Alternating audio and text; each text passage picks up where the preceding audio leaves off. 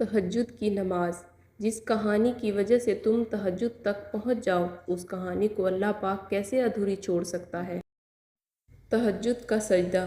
کبھی کبھی انسان لڑتے لڑتے تھک جاتا ہے، پھر آخری امید رات کی تنہائی میں تہجد کے سجدے میں آنسو سے اللہ سے بات کرنا ہوتا ہے اور دل ہلکا ہو جاتا ہے۔ تہجد کا پلڑا۔ تو اگر درد رات بھر سونے نہیں دیتا تو جان لو کہ وہ منتظر ہے تمہارا، ابھی بھی اس کو انتظار ہے تمہاری دعاؤں کا۔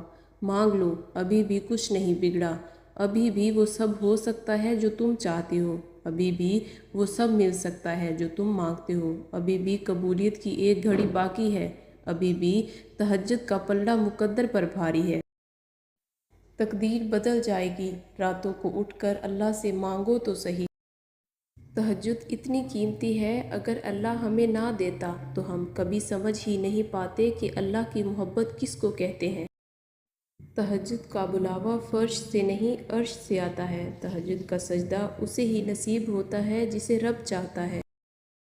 تقدیر پلٹتے دیر نہیں لگتی، تہجد کی دعا ہو اور چند آنسو۔ تہجد کے وقت انسان اللہ کے بہت قریب ہوتا ہے، اتنا کہ اپنی ہر دعا پوری کروا سکتا ہے۔